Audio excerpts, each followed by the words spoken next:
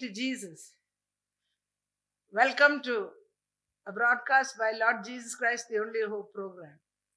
May the Lord Jesus Christ open your spiritual eyes to see Jesus today.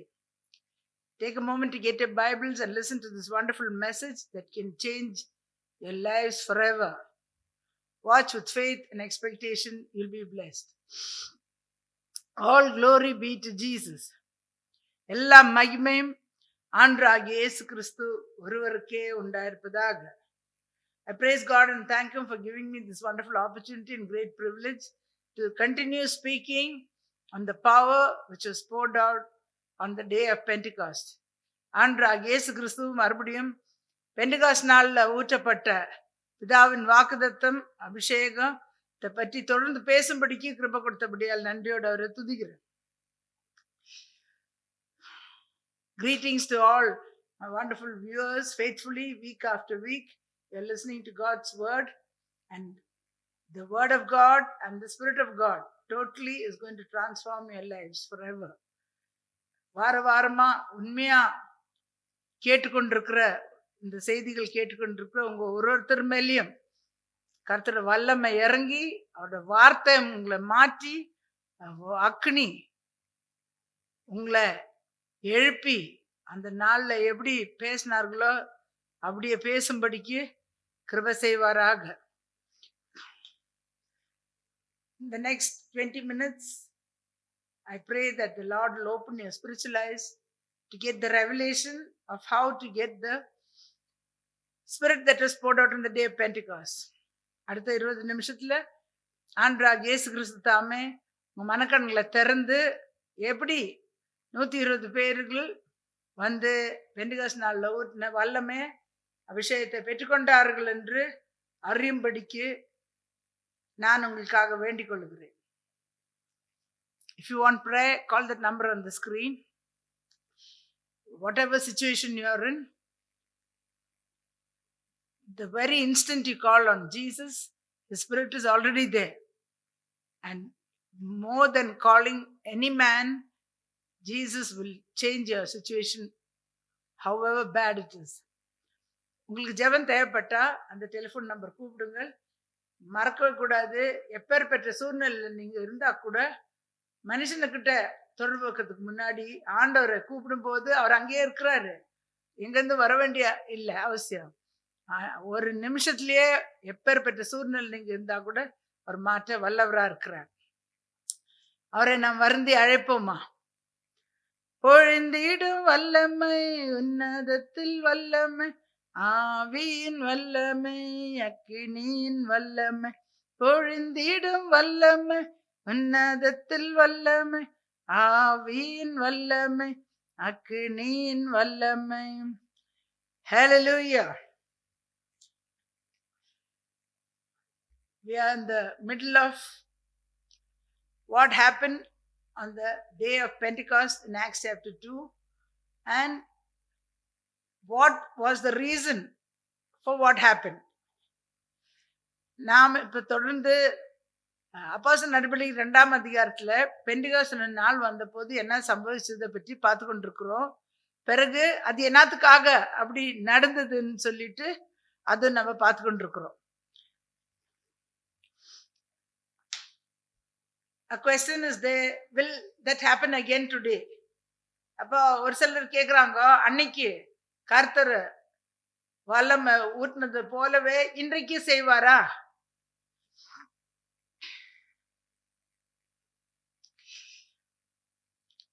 கேள்வி அவர் செய்வாரா என்று கிடையாது. உண்மையான கேள்வி என்ன என்றால், அவர் அதே மாதிரி எல்லார் மேலேயும் இறங்குவாரான்னு கிடையாது கேள்வி. அவர் அந்த 120 பேர்கள் எப்படி ஆயத்தப்பட்டார்களோ அப்படி நாம கூடி ஜெபிப்போமா? அதுதான் கேள்வி. So the real question is not will he fall again. The question is, are we ready like they were? Are we willing to gather to pray?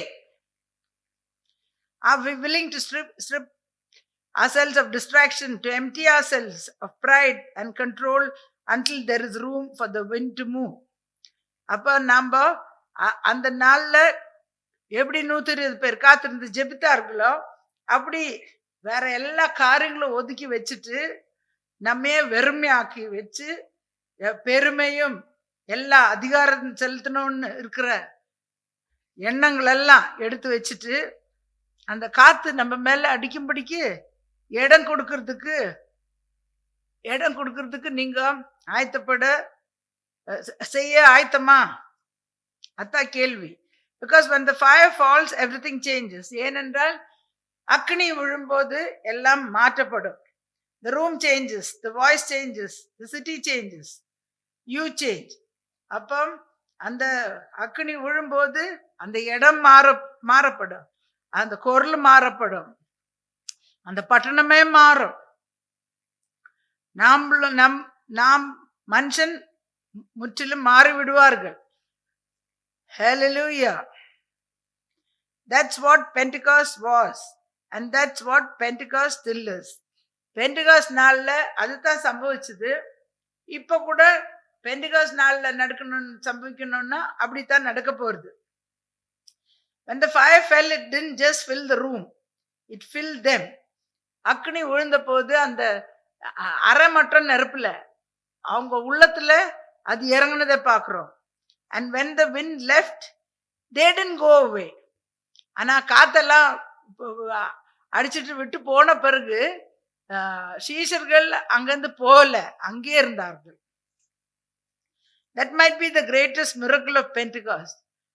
அந்த பெண்டிகாஸ்ட் நாள்ல நடந்த மகா பெரிய அற்புதம் அதுதான் இருக்கலாம். The disciples who were once known for running, denying, doubting and hiding suddenly walked out from the upper room into the open streets, speaking with fire in their bones. சீஷர்கள் வந்து ஒரு காலத்துல பயந்து ஓடிக்கொண்டிருந்தார்கள், ஆண்டவரை மறுதலிச்சு கொண்டிருந்தார்கள், சந்தேகப்பட்டு கொண்டிருந்தார்கள், ஒளித்து கொண்டிருந்தார்கள். அந்த மாதிரி இருந்த சீஷர்கள் திடீர்னு என்ன செய்தார்கள்? மேலறையிலிருந்து தைரியமா வெளியே தெருவுக்கு வந்து பேசுறதுக்கு, அவங்க எலும்புல அக்னிய வச்சு பேசுறதுக்கு ஆரம்பிச்சார்கள். The Spirit just didn't give them tongues, He gave them power and boldness. வேற வேற பாஷை பேசுறதுக்கு அவர்களுக்கு மட்டும் கிருபை கொடுக்கல, அவர்களுக்கு தைரியமும் வல்லமையும் பலனும் கொடுத்தார்கள். If you really want to know what the Holy Spirit makes a person, look no further than the transformation of the disciples. இப்ப பரிசுத்தாவி ஒருத்தர் மேல இறங்கி வரும்போது நீங்க என்ன மாற்றம் உண்டாகுறதுன்னு சொல்லிட்டு உங்களுக்கு தெரிய வேண்டும் என்றால், அந்த சீஷர்கள், இயேசு கிறிஸ்துவோட சீஷர்களோட வாழ்க்கை பார்த்தாவே போறோம். அங்கிருந்து வேற யாரும் எங்கே பார்க்க வேண்டிய அவசியம் இல்லை. Just days before Pentecost, the same men had scattered. ஒரு சில பெண்டிகாஸ்ட் நாள் வர்றதுக்கு முன்ன ஒரு சில நாட்கள் முன்னே இதே சீஷர்கள் சிதறடிக்கப்பட்டார்கள். Peter, the boldest among them, had denied Jesus 3 times at a campfire to strangers.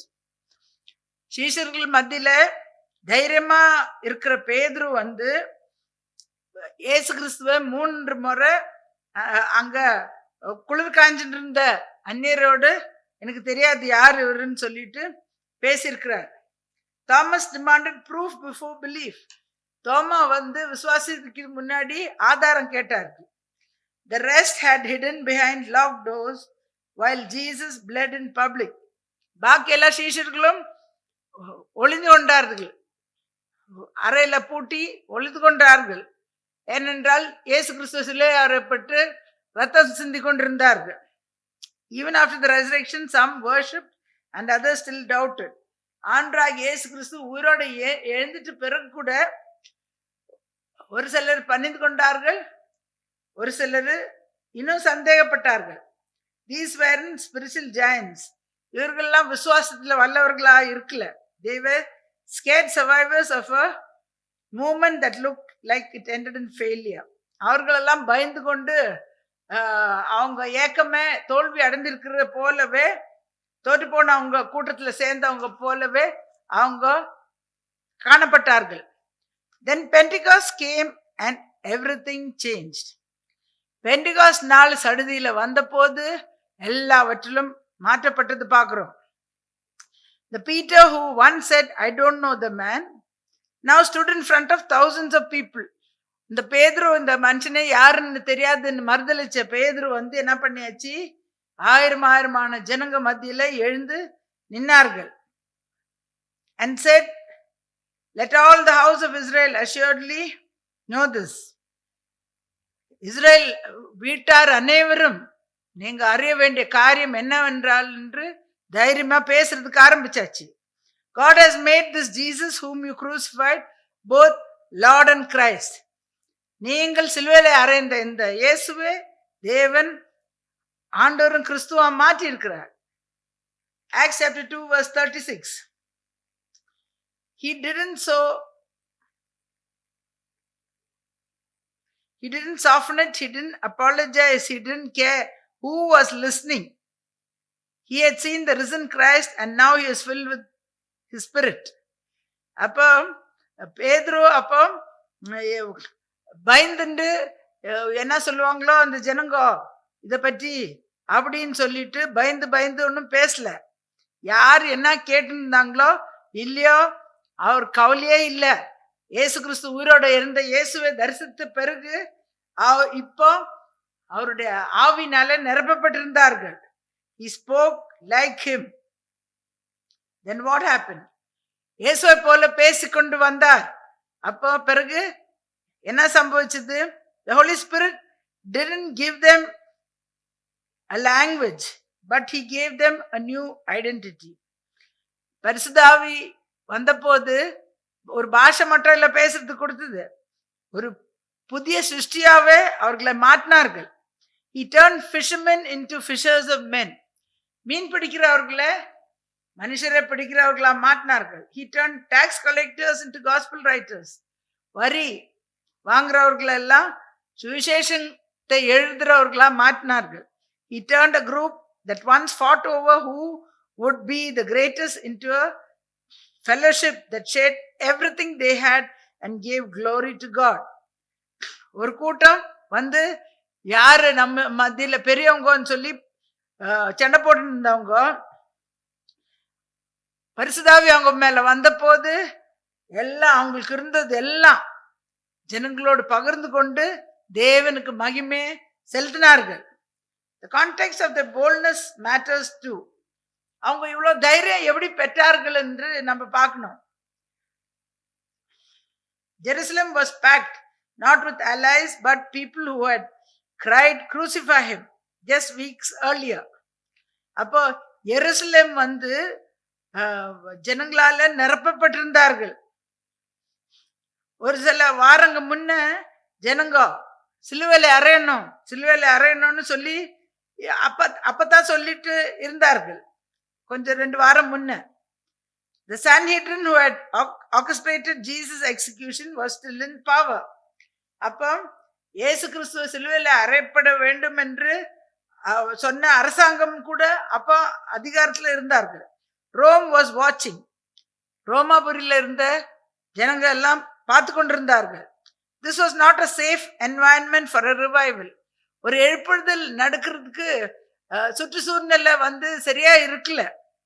Yet it began here, not on the outskirts. ஆனாலும் எருசலேம்லே அது ஆரம்பமானது, வெளியில எங்கேயும் இல்லை. The very heart of the system that had tried to bury Jesus. அப்போ இயேசு கிறிஸ்துவ சிலுவையில அறைஞ்சு அடக்கம் பண்ண செய்த அந்த அரசாங்கம் மத்தியிலேயே இது செய்தார்கள். Why? ஏன் அப்படி செய்தார்கள்?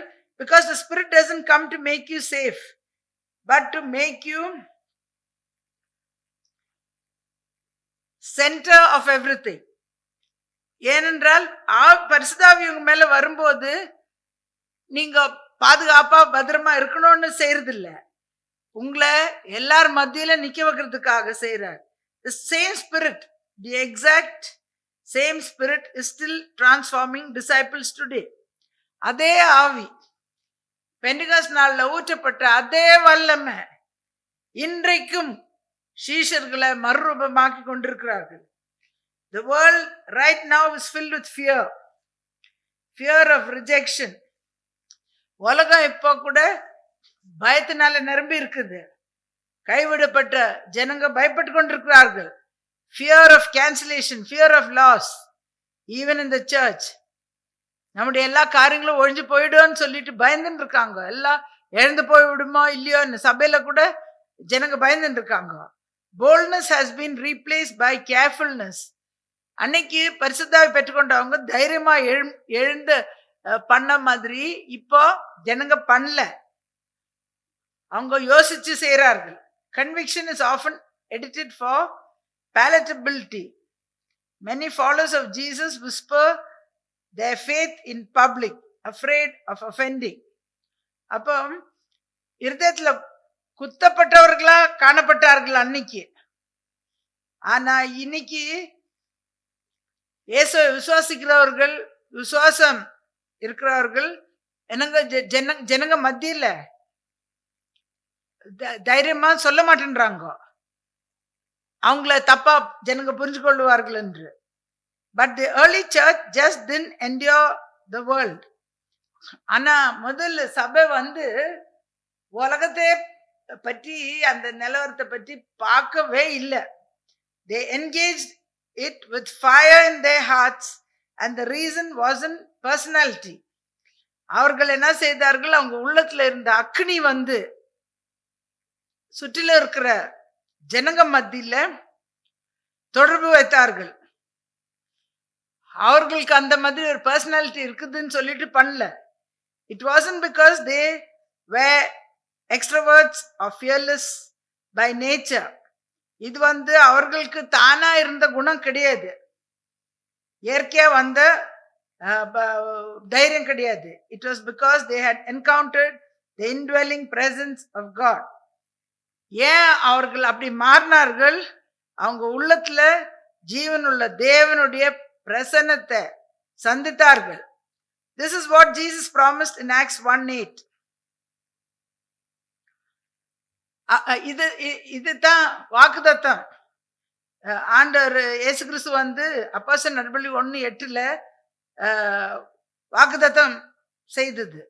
You will receive power when the Holy Spirit comes upon you. பரிசுத்தாவி உங்க மேல வரும்போது நீங்கள் பலன் அடைந்து you will be my witnesses. எனக்கு சாட்சிகளா இருப்பீர்கள். Not power to impress, not power to dominate. எனக்கு வல்லமை இருக்குதுன்னு எல்லாருக்கும் காட்டிக்கிறதுக்கு இல்ல, அதிகாரத்தை செலுத்துறதுக்கு இல்ல. Power to witness, power to tell the truth, no matter the cost. அப்போ சாட்சிகளா இருக்கும்படிக்கும், சாட்சி சொல்லும்படிக்கும், சத்தியத்தை சொல்லும்படிக்கும் வல்லமை பெற்றுக்கொண்டார்கள்.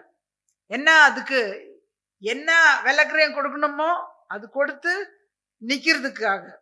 To carry the name of Jesus to every courtroom, classroom and dark alleys. இயேசு கிறிஸ்துவோட நாமத்தை எல்லா நியாயசாலையிலும், பள்ளிக்கூடத்திலையும், இருள் அடைஞ்சு கிடக்கிற இடத்துலயும் இயேசு கிறிஸ்துவை சுமந்து கொண்டு போறதுக்காக இந்த வல்லமை கொடுக்கப்பட்டது. Power to preach in prisons. சிறைசாலையில சுவிசேஷம் அறிவிக்கும்படிக்கு வல்லமை பெற்றுக் கொண்டார்கள். Love through persecutions. துன்பப்பட்டு கொண்டிருக்கும் போதும் அன்பு காட்டும்படிக்கு. Rejoice through suffering and forgive under pressure.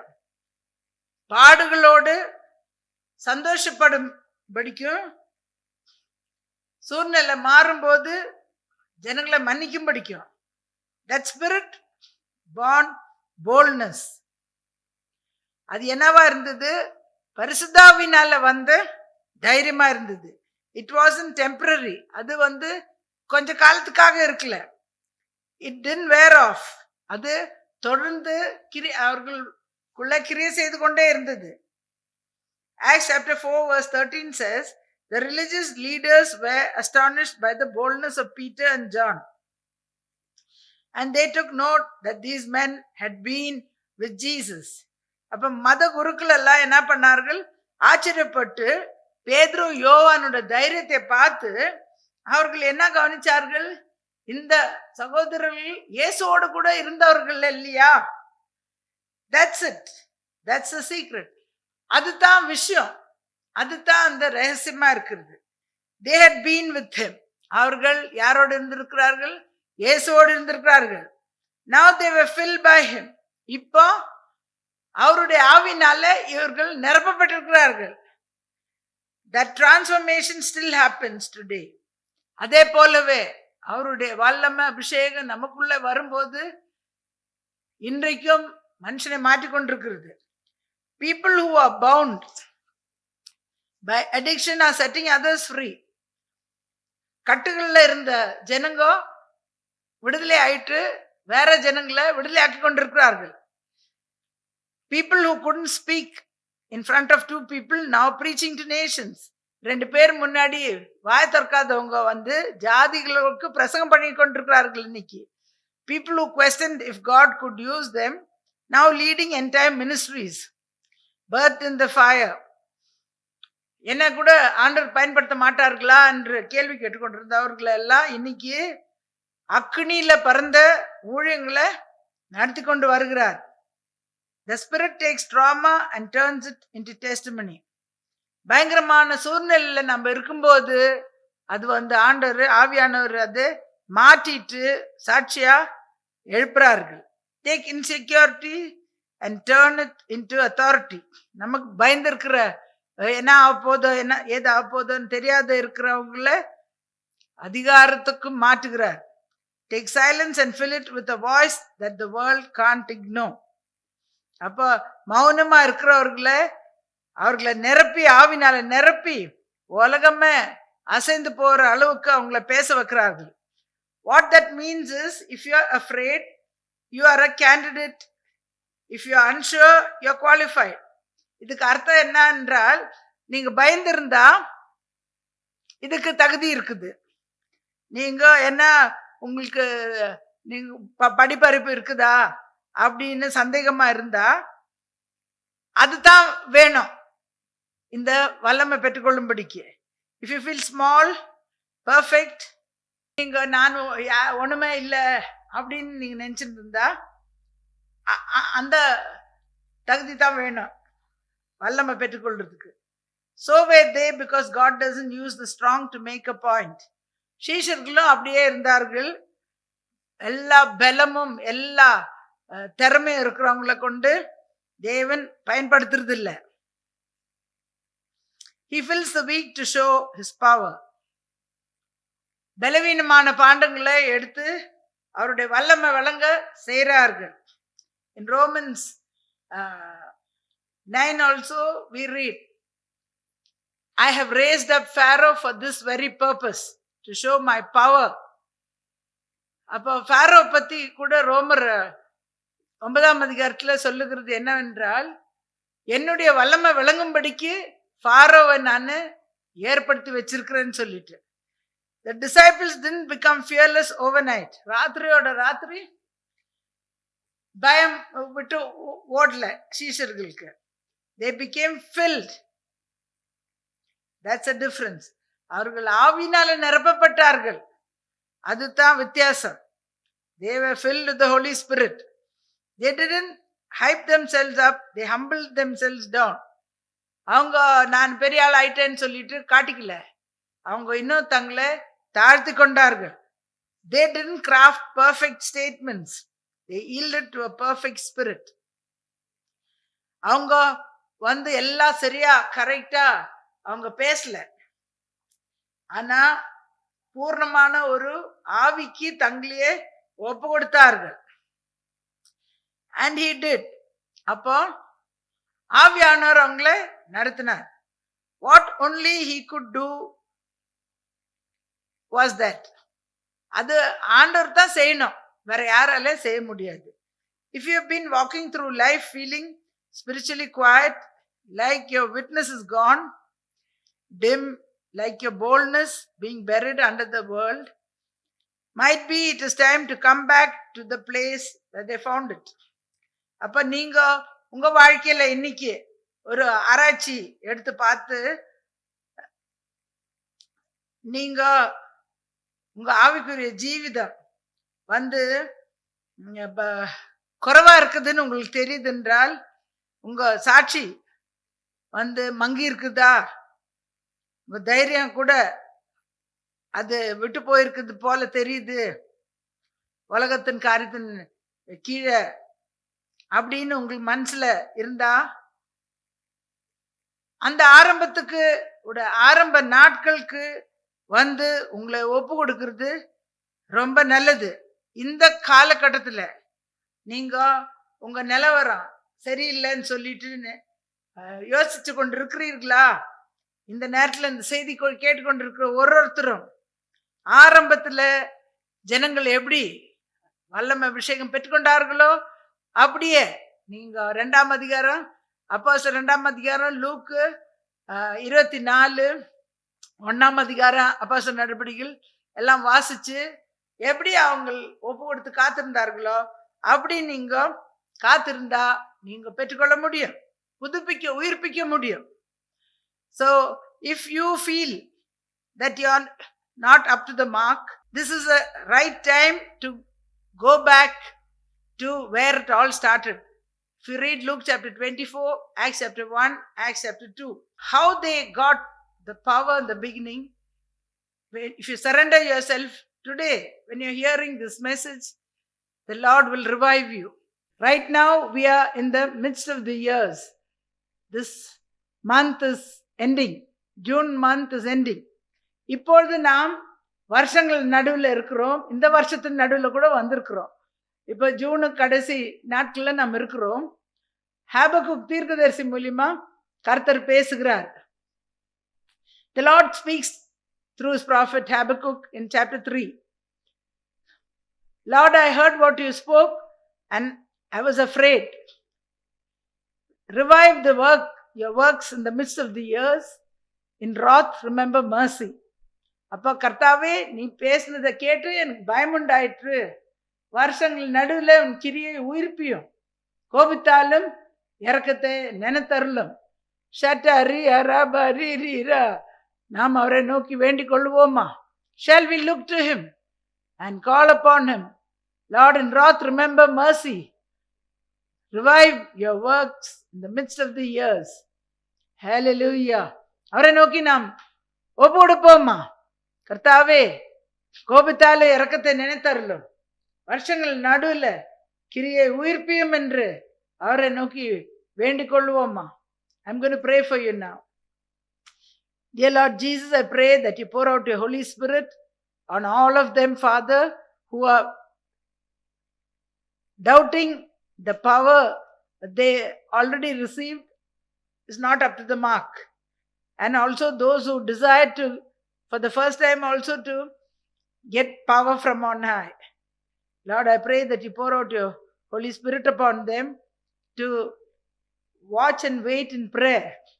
And Lord, like you spoke to Habakkuk the prophet, Lord, in wrath remember mercy. Let them all, Lord, call upon you. You pour out your Spirit like how you did on the day of Pentecost. Change them, Lord Jesus, like how you transform them, like how you did your disciples, Lord Jesus. Let them be bold witnesses for this end time harvest of souls. In the last days, I'll pour out my Spirit on all flesh, you said. Lord, we are in the last days, and this is end time harvest. You pour out your Spirit upon all and each and everyone listening, Lord Jesus. Let them rise up and a big harvest of souls. Lord, let them preach the gospel and get a big harvest of souls. If they want healing, pour your Spirit on them, deliver them, and let them be witnesses for you. In Jesus' name I pray with thanksgiving. கர்த்தாவே, இந்த நேரத்தில் இந்த செய்தி கேட்டுக்கொண்டிருக்கிற ஒருத்தர் மேலேயும் சந்தேகப்பட்டு நான் இழந்து போயிட்டு இருக்கிறேன்னா, அபிஷேகத்தை இழந்திருக்கிறேன்னா என்று என்ன பண்றது தெரியலன்னு சொல்லி இப்ப கூட நினைச்சுட்டு இருக்கிற எல்லார் மேலேயும் கர்த்தாவே, பெந்தெகோஸ்து நாள்ல ஊட்டின வல்லமை, அந்த உணர்வுள்ள ஆவியை ஊற்றி கர்த்தாவே காத்திருந்து அவங்க வாழ்க்கையை உமக்கு ஒப்பு கொடுத்து எல்லாம் சரிப்படுத்தி கர்த்தாவே, கோபித்தாலே இரக்கத்தை நினைத்தருளும் என்று ஹாபக்குக் தீர்க்கதரிசி மூலியமா பேசினதே வருஷங்கள் நடுவில் கிரியை உயிர்ப்பியும். கர்த்தாவே என்னை உயிர்ப்பியும், இயேசுவே என்னை உயிர்ப்பியும் என்று உம்மை நோக்கி கூப்பிடும்போது நீர் அக்னி அந்த நாள்ல 2ஆம் அதிகாரத்துல ஊட்டின அக்னிய அவங்க மேல ஊற்றுவன்மா ஜெபிக்கிறேன். இந்த கடைசி நாட்கள்ல மாம்சமான யார் மேலே என் ஆவியை ஊற்றுவேன்னு சொன்ன தேவன், இப்ப நாம் கடைசி நாட்கள்ல இருக்கிறோம்.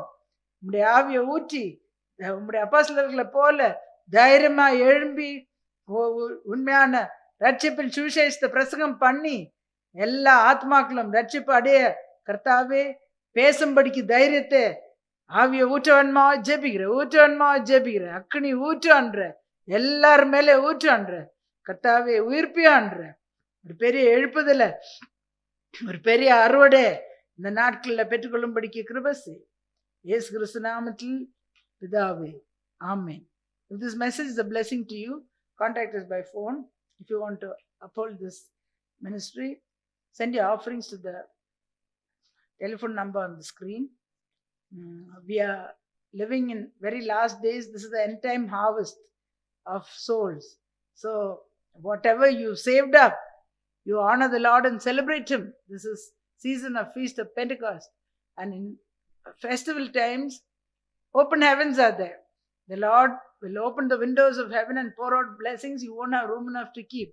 It's not to keep that He is going to bless us. He is blessing us to support His end time harvest.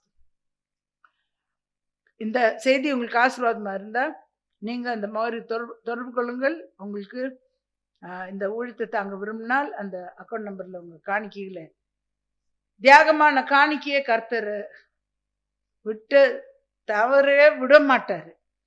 கர்த்தரை நீங்க கனப்படுத்தி கொண்டாடுங்கள்.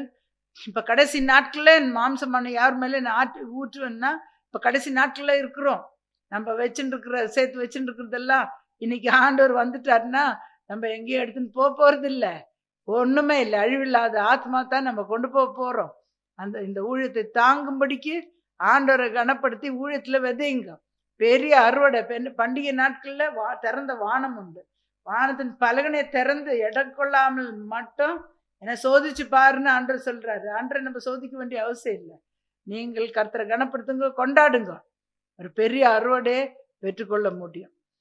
தனிப்பட்ட முறையில் ஜெபம் தேவைப்பட்டா வெள்ளிக்கிழமை காலையில 10லேருந்து 2 வரைக்கும் இந்த முகவரியில் தனிப்பட்ட ஜெபங்கள் ஏறெடுக்கப்படும். நீங்கள் டெலிஃபோன் நம்பரில் கூப்பிட்டு வந்து உங்கள் விடுதலை பெற்றுக்கொள்ளுங்க. If you want individual prayers, contact us by phone.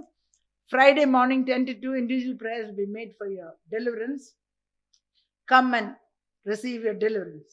Till we meet again, do not forget, Jesus Christ is Lord. May the Lord bless you.